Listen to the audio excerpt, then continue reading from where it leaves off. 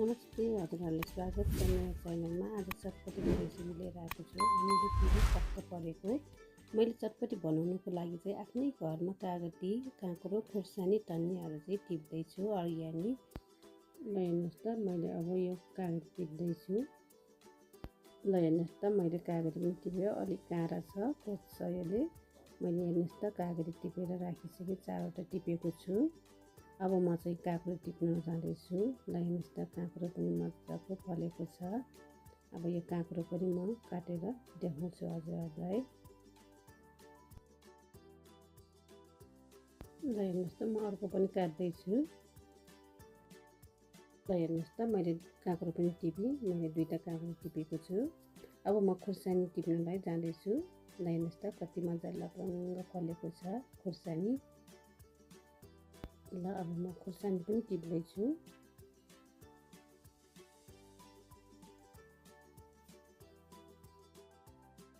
ल मैले अब खुर्सानी पनि टिपिसकेँ, म अगबरी खुर्सानी पनि टिप्दैछु। ल हेर्नुहोस् त अगबरी खुर्सानी पनि कति मजाले फलेको छ। अब यो पनि टिप्दैछु। ल हेर्नुहोस् त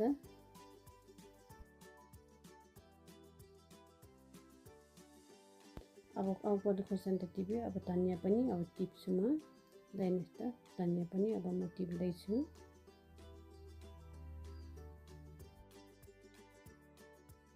हेर्नुहोस् त ल अब मैले सबै धनियाँ टिपिसकेँ। ल हेर्नुहोस् त मैले सबै टिपेँ। अब यो चाहिँ पखाल्छु म।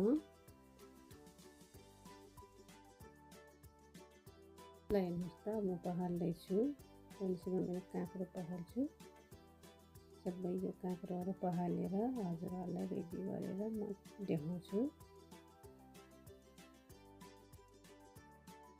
हजुरहरूले सबै पखालेर हजुरहरूलाई देखाउँछु।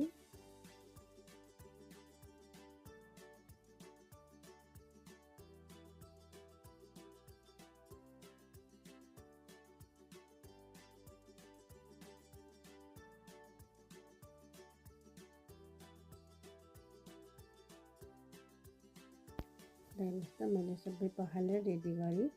अब म चटपटी बनाउनको लागि चाहिँ सामान रेडी गर्दैछु। पहिला सुरु मसलाको लागि चाहिँ म पारा बसाल्दैछु। पारा पनि बसालेपछि अब यसमा 1 चम्चा जिरा हाल्छु। जिराले मजाले फुट्नुपर्छ। मैले अब फुट्दैछु।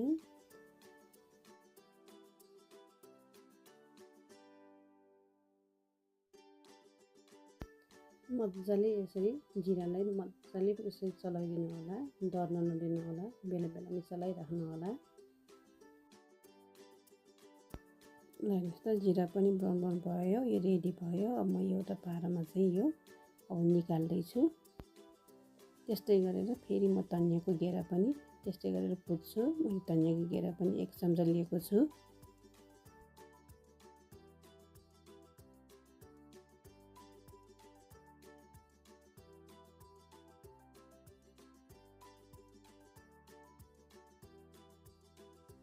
ल हेर्नुहोस् त यो पनि ब्राउन ब्राउन भयो। अब एउटा भाँडामा यो पनि निकाल्दैछु। त्यस्तै गरेर मैले तोरी पनि 1 चम्चा चाहिँ यसरी नै फुटेको छु।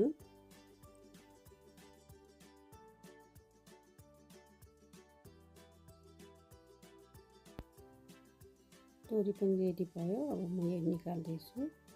त्यस्तै गरेर फेरि म खुर्सानी पनि फुट्दैछु। यसलाई पनि मजाले फुट्नु होला, यसरी नै कालो नभएसम्म फुटिराख्नु होला।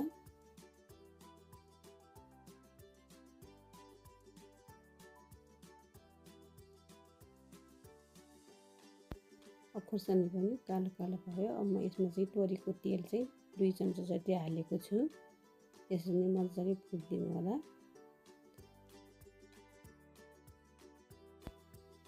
ल अब यो पनि रेडी भयो। अब यो मैले अघि नै फुटेको चाहिँ यो अब यो सबै पिसेर चाहिँ हजुरहरूलाई देखाउँछु।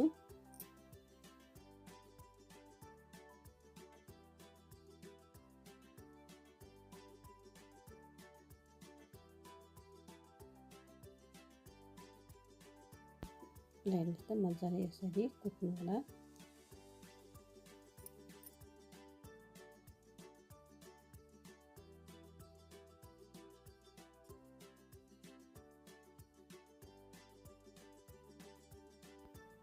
ल हेर्नुहोस् त, अब यो भन्दा पनि अझ अलि मसिनो गर्नुपर्छ।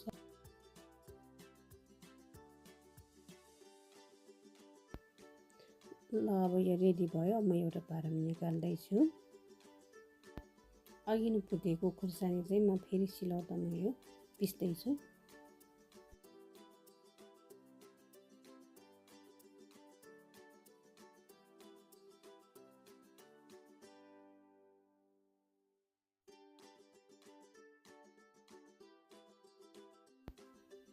ल हेर्नुहोस् त, यतिको भयो।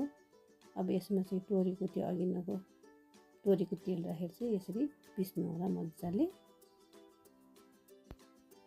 अब एउटा भाँडामा खनाउँदैछु। यो पनि यसरी खनाउनु होला। फेरि भाँडा बसालेर मैले तेल थोरै राखेर कालो भटमास पनि फुट्छु।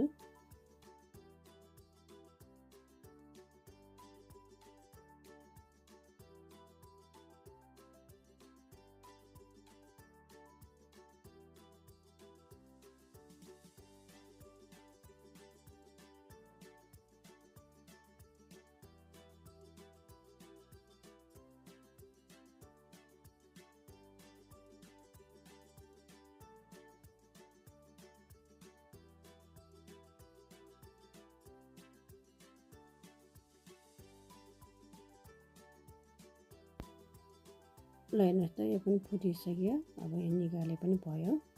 अब निकालेर म एउटा भाँडामा खनाउँदैछु।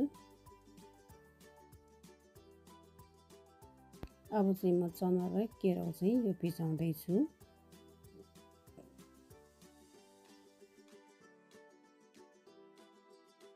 अब हजुरहरूलाई चाहिँ म अब चटपटेको लागि सामानहरू देखाउँदैछु। पहिले सुरुमा चाहिँ मैले चिप्स लिएको छु। चिप्स पनि हाल्दैछु। मिक्स दालमा फुटेको चना पनि हाल्दैछु। भुजा पनि हाल्दैछु। फुटेको केराउ पनि हाल्दैछु। एक प्याकेट वाइवाई चाउचाउ पनि दिएको छु। चाट मसला पनि हाल्दैछु। धनिया पनि, खुर्सानी मैले अघि बढी खुर्सानी पनि हाल्दैछु। गोलभेडा, काँक्रो अलि टिपेको काँक्रो, कागती, प्याज,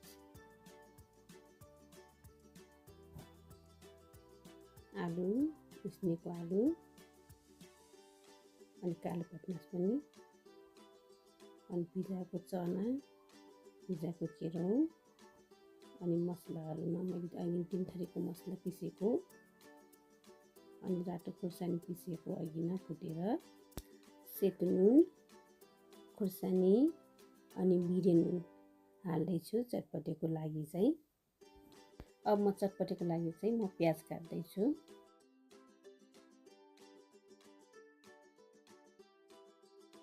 अब प्याज चाहिँ मसिनो गरेर हजुरहरूले यसरी काट्नु होला।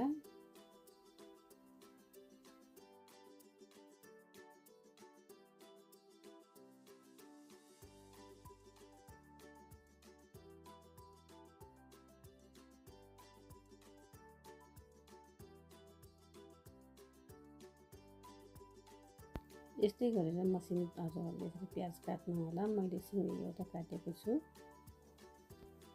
ल हेर्नुहोस् त, प्याज पनि काटेछु। मैले यो भाँडामा खनाउँदैछु। यस्तै गरेर हरियो खुर्सानी पनि काट्नु होला। मैले 2टा लिएको छु। यस्तै मसिनो गरेर चप गर्नु होला। अगबरी एउटा पनि मैले खुर्सानी हाल्दैछु। यसरी नै मसिनो गरेर काट्नु होला। सबै खुर्सानी चाहिँ मैले यसमा खनाइदिन्छु। अब गोलभेडा पनि यस्तै गरेर मसिनो गरेर काट्नु होला।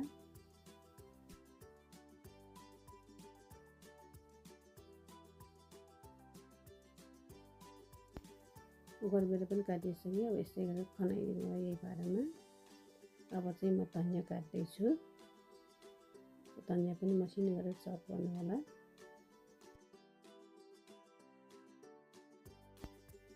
धनिया पनि अब खनाउँदैछु। आलु पनि काट्दैछु। आलु चाहिँ मैले 2टा काट्नु भएको छु।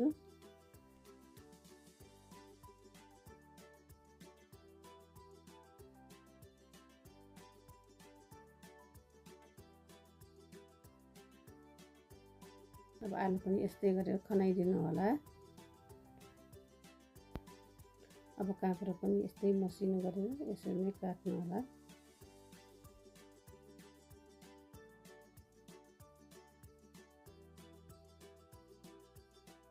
अब काँक्रो पनि यही पारामा यसरी नै खनाइदिनु होला। अब काँचो चना थोरै,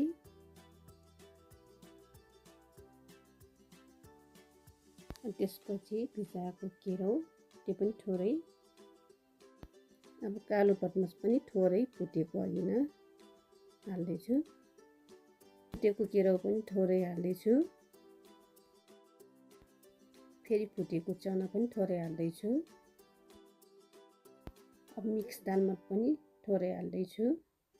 अब चिप्स पनि यो मोलेर हाल्दैछु।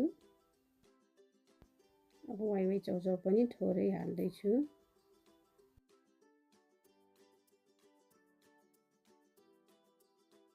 अब वाइवाई मसला पनि 1 प्याकेट मैले हाल्दैछु। अघि नै फुटेको यो खुर्सानी, तेल र खुर्सानी पनि थोरै हाल्दैछु। म चाहिँ पिरो नै खान्छु, अलि पिरो नै हाल्छु। अनि यो गोरबेर उसिनेर राखेको, गोरबेर पिसेर राखेको यो पनि हाल्दैछु। अब चाट मसला पनि थोरै हाल्दैछु।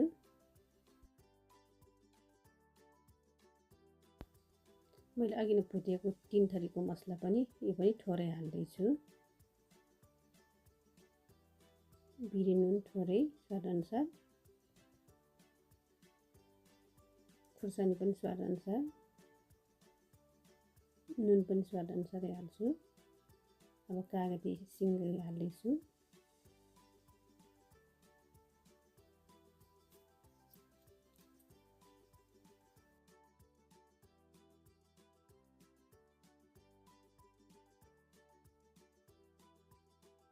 मैले यसमा चाहिँ 1 कचरा भुजा पनि हालेको छु। यसलाई मजाले यसरी फिट्नु होला।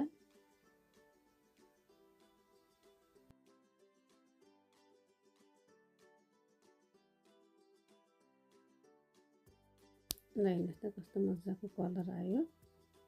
हेर्दै खङखङ लाग्यो मलाई। एकदमै मुखबाट पानी निस्किसक्यो। एकदमै खाना हतार भइसक्यो मलाई। यसरी मजाले चलाइदिनु होला।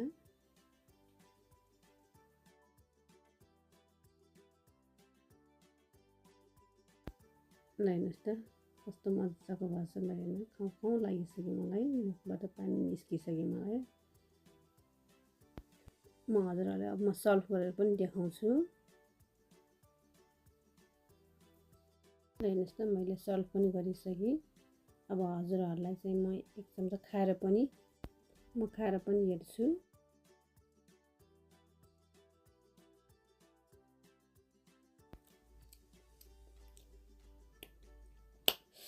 एकदमै पिरो, एकदमै मिठो, एकदम डिलिसियस। आहा एकदमै मिठो। हजुरहरूले पनि यस्तै गरेर बनाएर खानु होला।